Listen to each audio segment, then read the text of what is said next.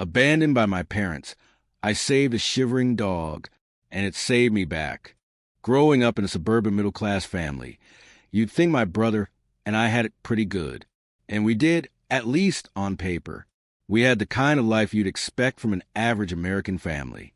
A 2-story house with a backyard big enough for summer barbecues. A garage packed with old holiday decorations and half-finished DIY projects my dad swore he'd get around to.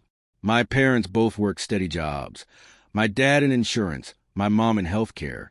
Weekends meant Costco runs where my mom filled a cart like we were stockpiling for an apocalypse, while my dad found an excuse to browse power tools he had no intention of buying. Holidays meant an explosion of Christmas lights visible from space, and a turkey so big it took 2 days to defrost. Sounds nice, right? Except, in our house, everything revolved around my older brother, Nate. Nate was a golden child, the undisputed favorite. And before you roll your eyes and think I'm just bitter, trust me, I wish I was exaggerating. But the reality was, Nate got away with things I wouldn't even dream of trying.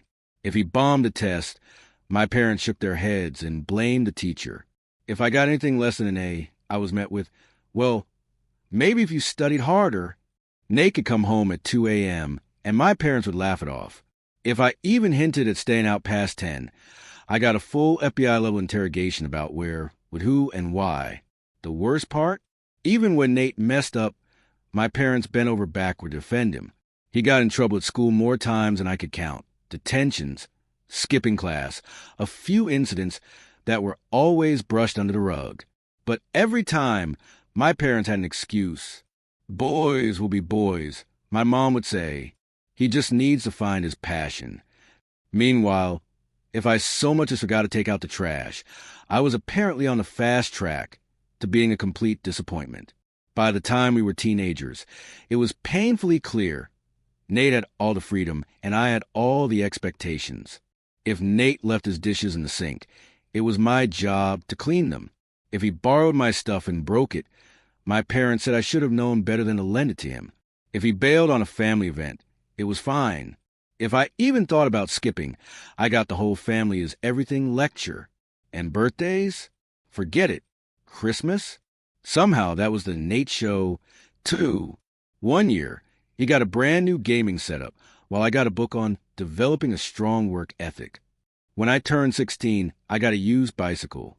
When Nate turned 16, my parents surprised him with a barely used Honda Civic, complete with one of those giant bows like in a car commercial.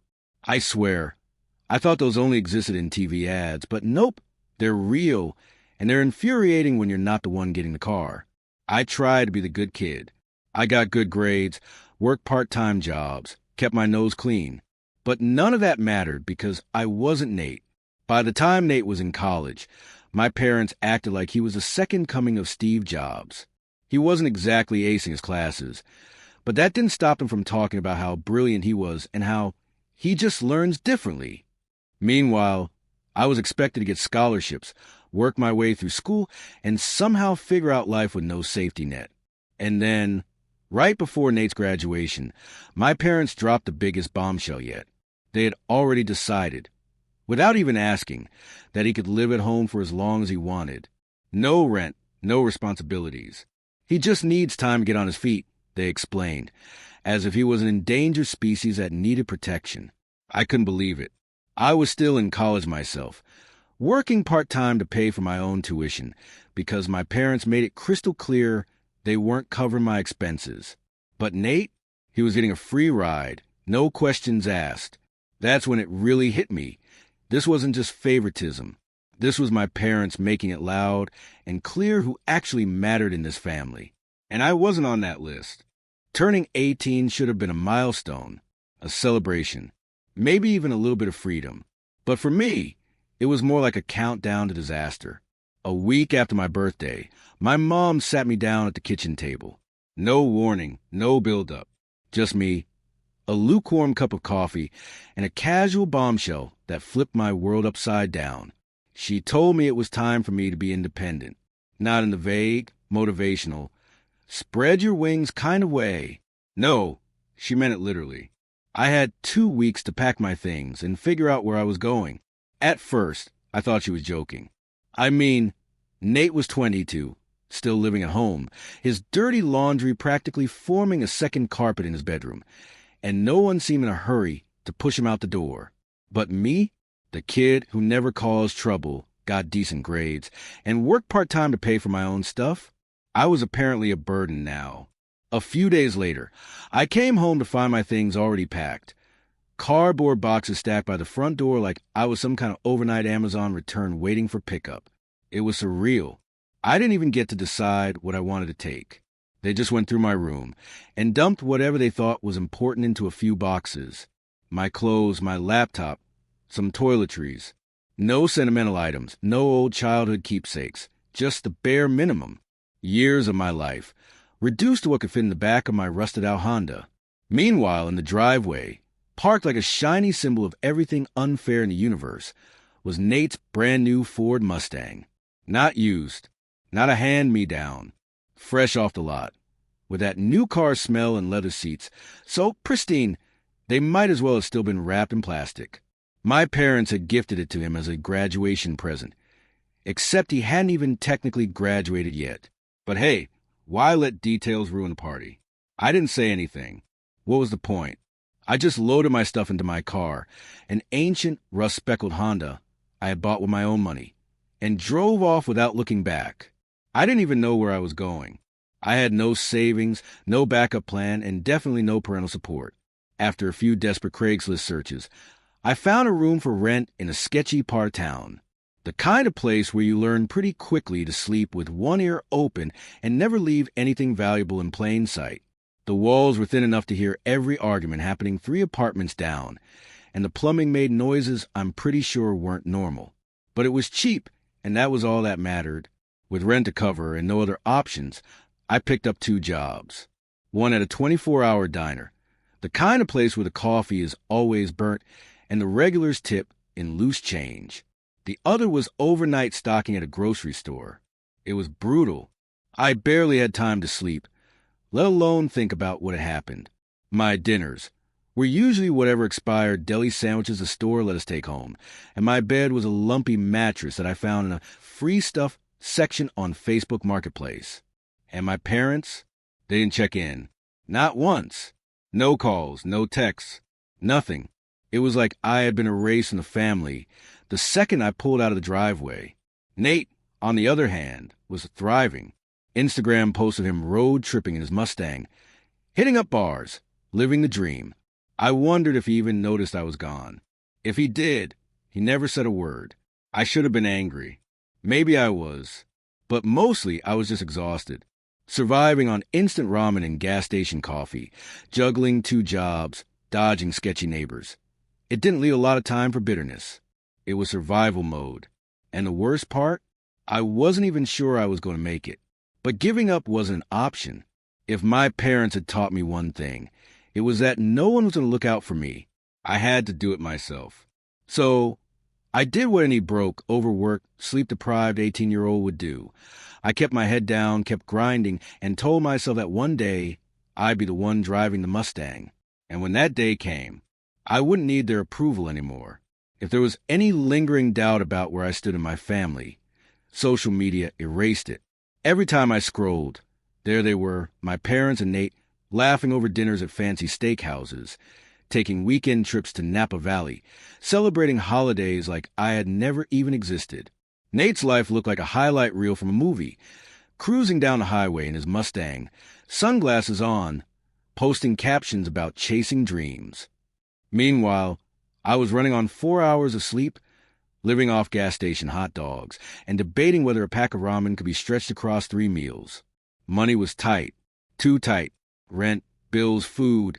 It felt like I was constantly on the edge of sinking. I worked every extra shift I could grab, but it never seemed like enough. Meanwhile, my parents were still bankrolling Nate. New clothes, trips, even paying for his car insurance. The guy hadn't held a real job in his life, yet somehow he was always flush with cash. The anger simmered every time I saw a new post. They didn't just cut me off, they erased me. At some point, I stopped checking their profiles. Seeing their perfect little life without me in it wasn't doing me any favors. One night, After a brutal double shift at the diner, I was walking home in the rain. My hoodie was soaked, my shoes squished with every step, and the only thing keeping me going was a promise of finally getting off my feet. As I passed the corner store, something small caught my eye, a tiny, shivering dog curled up under the flickering neon sign. It looked miserable, wet fur clumped together, ribs slightly visible, ears drooping like it had already given up on life. The kind of night where the cold seeped into your bones, and I knew it wouldn't last till morning if it stayed out there. I hesitated. The last thing I needed was another responsibility. But as I crouched down, the little thing looked up at me with these big, frightened eyes that felt a little too familiar. I sighed. All right, buddy, let's go. I scooped the dog up, tucking it under my hoodie as I hurried the rest of the way home. My apartment wasn't much, just a shoebox with peeling wallpaper and a kitchen that doubled as a hallway. But it was warm. I wrapped it in the cleanest towel I owned, then dug to my cabinets for anything remotely dog-friendly. Scrambled eggs and a slightly stale piece of bread would have to do. The little guy inhaled the food, then curled up against my leg with a heavy sigh, like he had finally found a safe place. I knew the feeling. The dog, because I refused to call it mine at first, was small, scrappy, and tougher than it looked. It followed me around my tiny apartment like a shadow, hopping onto my mattress at night, curling up against my chest. For the first time in months, I didn't feel completely alone.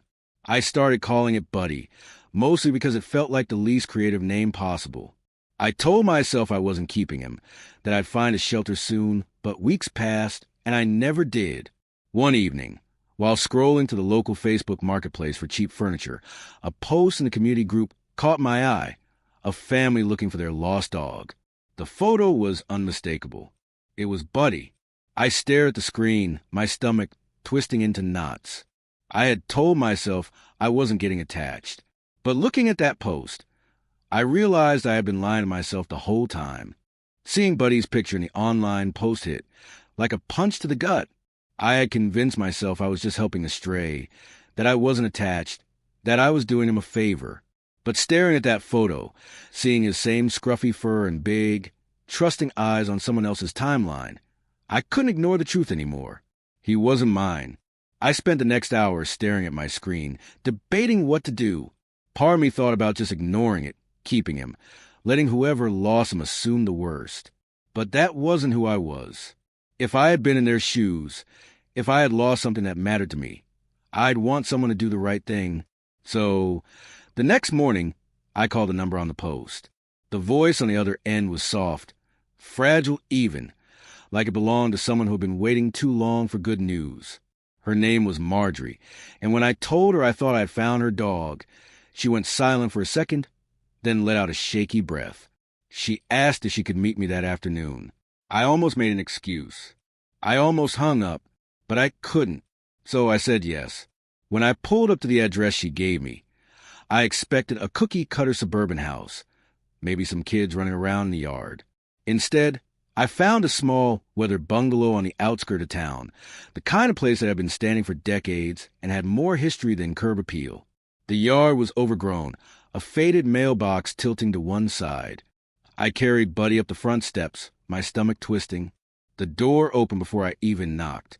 Marjorie stood there, wrapped in a heavy cardigan, her silver hair pinned back neatly. She was small, with that frail but tough look that only old folks seem to master. And the second she saw Buddy, her hands flew to her mouth, and she started crying. I barely had time to say anything before she took him from my arms, holding him like he was the most precious thing in the world. Buddy, who had spent the past few weeks glued to my side, wagged his tail like crazy, licking her face, whining with excitement. It was like he had been waiting for this moment as much as she had. She finally looked up at me, her eyes wet but warm. I thought he was gone forever. I told her how I had found him, curled up in the rain outside a store, how he had been scared and hungry. She listened, nodding, scratching Buddy behind the ears like she couldn't believe he was real.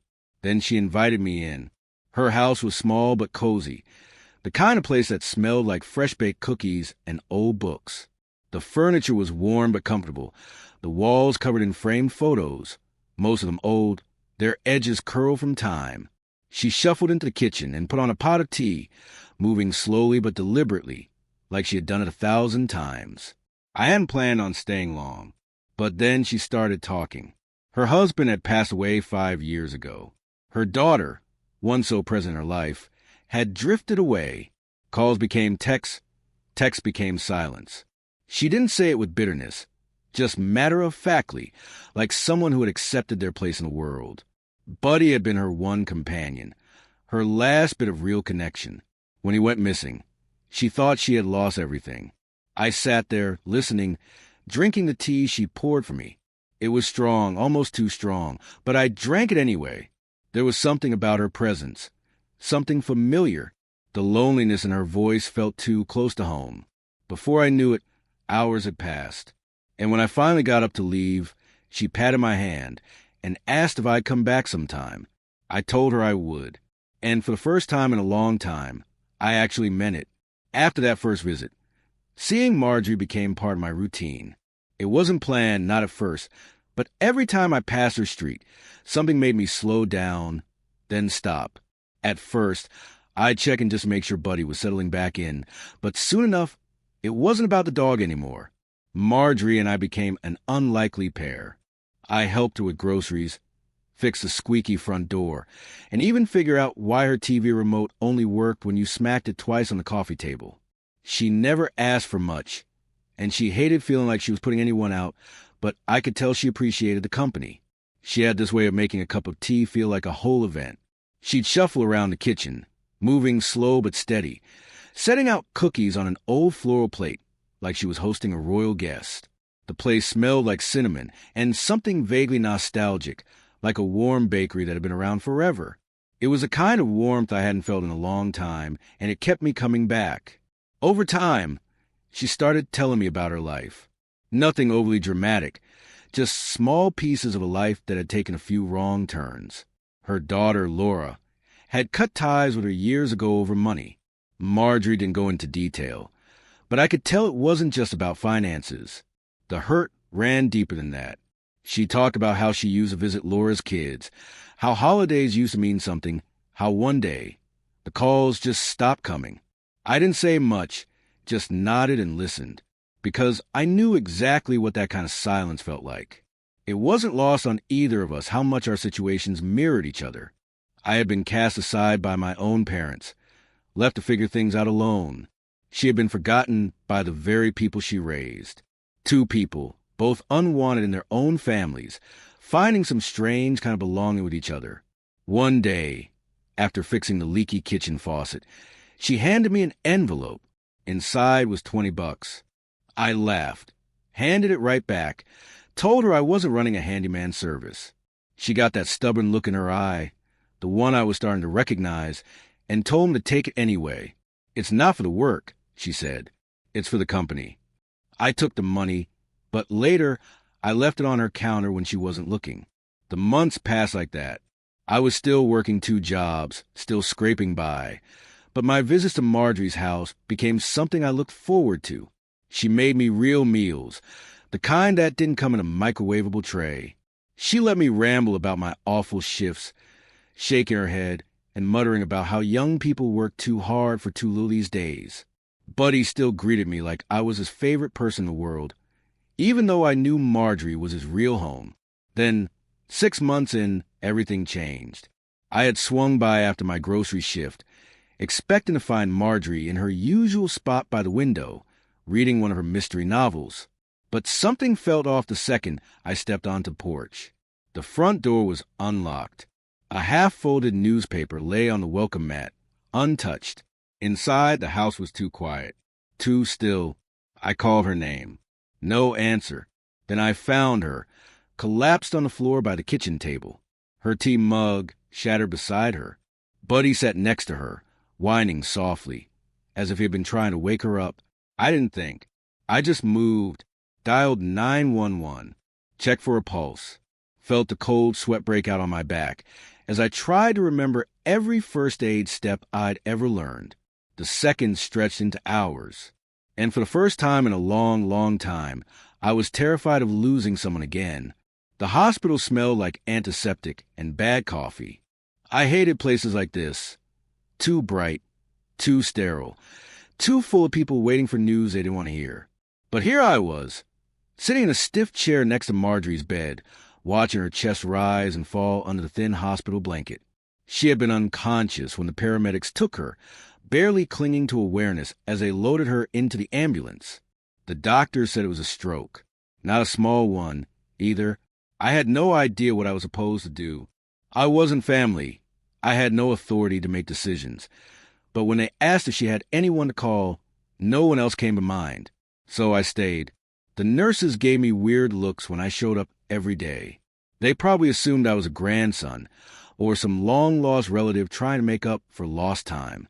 No one questioned it, though, and I didn't bother correcting them. The truth was simpler and sadder.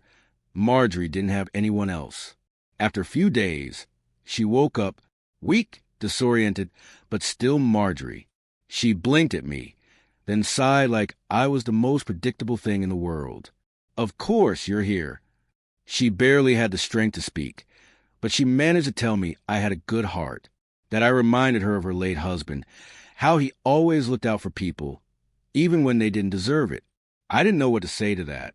I wasn't some saint. I was just a guy who couldn't walk away when someone needed help. She squeezed my hand with what little strength she had left, told me I was family, whether I liked it or not. I swallowed the lump in my throat and told her she was stuck with me. She didn't make it through the night. The next morning, I sat in the empty hospital room, staring at the neatly folded blankets on the bed, trying to process the fact that she was gone. No one came to claim her things. No grieving family. No long-lost daughter showing up at the last minute. It was just me and Buddy, standing in the doorway, feeling like ghosts in someone else's story. The funeral was small. A few neighbors, an old friend from church. I made sure she had flowers, that her name wasn't just another line in the obituary section of the paper. It felt wrong, how quietly the world moved on without her, like she had never been here at all.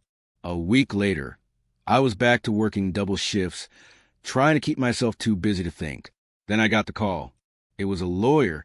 He sounded official, the kind of guy who probably wore expensive suits and had an office with one of those leather chairs that made you feel like you were about to be told you had unpaid parking tickets from 5 years ago. He asked me to come in, said it was about Marjorie. I almost told him he had the wrong guy, but something in my gut told me to go. Walking into the lawyer's office, I felt like I was about to get hit with some ridiculous fine I didn't know existed. Maybe Marjorie had left me an old sewing machine or a collection of ceramic cats. That would have made sense. What didn't make sense was a polished conference room I was sitting in, complete with mahogany furniture and a view of the city skyline. The lawyer, a guy in his 50s with a watch that probably cost more than my car, slipped folder across the desk. "Marjorie wanted you to have this." I opened it, expecting, well, I don't know what I expected. Maybe a sentimental note. Maybe instructions on how to take care of Buddy. Instead, I found legal documents. A lot of them. "She left you everything," the lawyer said, like he was telling me it might rain later. The words didn't compute. Everything? I flipped through the pages, my brain short-circuiting. A house. Not just any house. Her house. A solid 2-story place in a nice neighborhood. Fully paid off. $500,000 in a bank account I hadn't known existed. A plot of land outside of town that, based on some quick Google searches later, was worth even more than the house. I sat there, gripping the papers like they might disappear if I let go. "She wanted you to be taken care of," the lawyer added, adjusting his glasses. Said you were the only person who had been there for her when it mattered. It hit me then she had planned this. Marjorie had known. Maybe not exactly when, but she had known her time was running out, and she had made sure I wouldn't end up struggling the way I had before. For the first time in my life, I wasn't broke. I wasn't barely scraping by. Overnight, I had gone from a guy sleeping on a Craigslist mattress to a homeowner with a bank account. That didn't make me want to cry. I should have been celebrating. Instead, I felt like I'd been dropped into someone else's life. I left the office in a daze, barely remembering how I got home. Well, my new home. The house looked different now. less like Marjorie's and more like something I had to figure out how to live in. I spent the next few days adjusting, moving in my sad excuse for belongings, trying to wrap my head around the fact that I didn't have to stress about rent anymore. I even let Buddy pick a new favorite spot on the couch, like we were both trying to claim our space in this strange new reality. I stocked the fridge with actual food instead of just dollar store frozen meals. For the first time in forever, I wasn't living paycheck to paycheck, and yet I still felt like I was waiting for the other shoe to drop. Then the problem arrived. I should have known the peace wouldn't last. I should have expected it, because when something this good happens, the universe has a way of making sure people find out. And my family, they found out. It started with a text from Nate. Dude, what the hell? You bought a house. I blinked at my phone, rereading the message like it would make more sense the second time. Bought? I hadn't bought anything. But then it clicked. He must have seen me coming and going. The house wasn't far from where my parents lived. Maybe a neighbor had mentioned it. Maybe had driven by and spotted me unlocking the door. And if Nate knew, that meant my parents did too. 2 hours later, my phone rang. My mom. I stared at the screen, knowing exactly where this was going. And I wasn't ready for it. I didn't pick up my mom's call. I just stared at my phone until it stopped ringing, then tossed it onto the couch like it was radioactive. But I knew that wasn't the end of it. Sure enough, 2 minutes later, a text popped up. We need to talk. Yeah, I bet we do. The next day, I got a knock at the door. I almost didn't answer. But Buddy started barking like he was auditioning for a home security commercial, and I wasn't in the mood for my new neighbors to start side-eyeing me. I opened the door, and there they were, my parents, standing on my new porch like they'd just casually dropped by for a cup of coffee.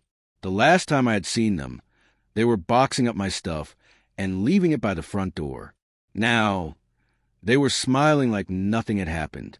My mom had that tight, forced grin she used when she wanted something, and my dad stood there awkwardly, hands shoved in his pockets like a kid who got caught doing something he shouldn't.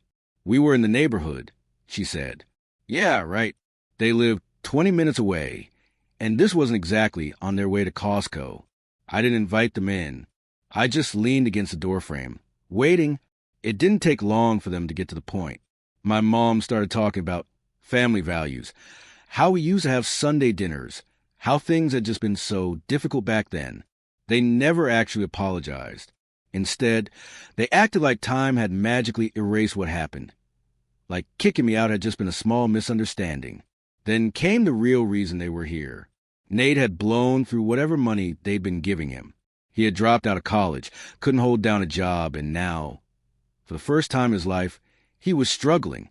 And, of course, my parents had been covering for him this whole time.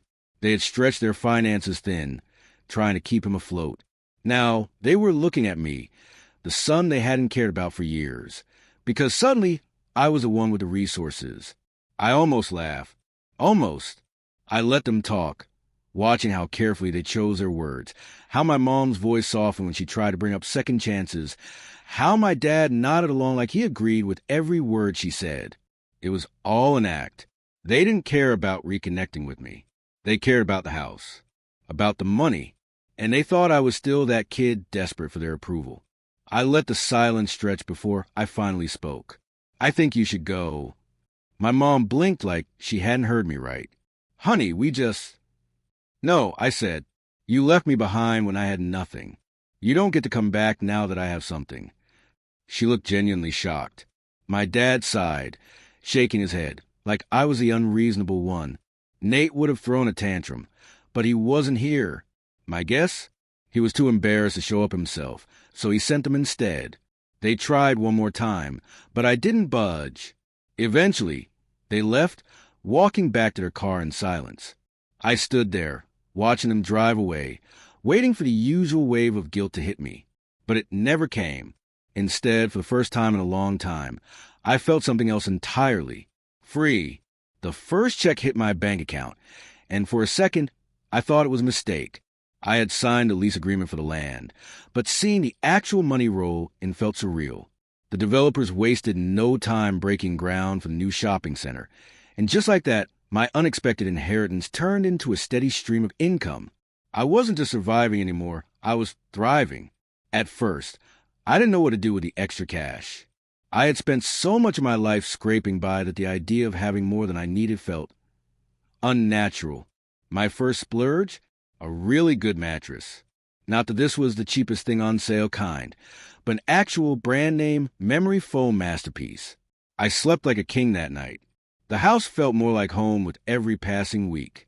I repainted the kitchen, replaced the old curtains, and even fixed that loose step on the porch that Marjorie used to complain about. Buddy had officially claimed the best spot on the couch, and for the first time in my life, I didn't have to stress about rent bills or whether I could afford a decent meal. I stocked the fridge with actual food, fresh vegetables, steak, fancy cheeses. I upgraded from instant coffee to the fancy ground stuff, bought a decent set of cookware, and even started meal prepping like some kind of responsible adult.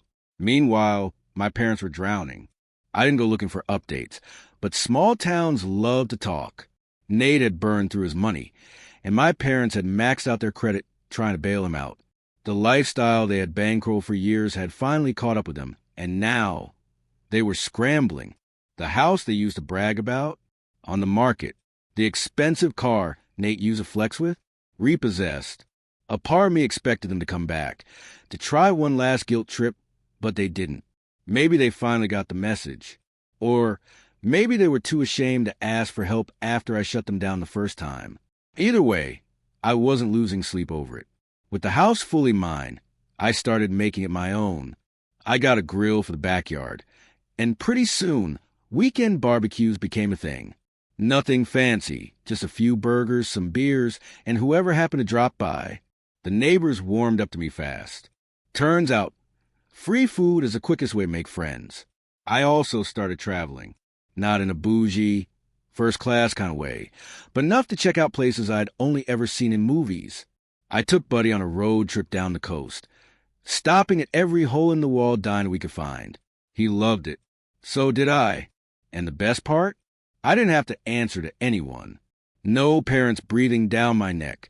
No Nate rubbing his latest handout in my face. Just me, Buddy, and a future that actually looked good for once. I kept a framed photo of Marjorie on the fireplace mantel, one from years before I met her, when she was younger, happier. I like to think she'd be proud of how things turned out, proud that her home was still filled with life, that her dog was still spoiled, that the kid she had taken in off the street had finally found his place in the world. One night, as I sat on the porch, sipping a drink and watching Buddy chase fireflies in the yard, it hit me. Family isn't just about blood. It's about who's there when it matters.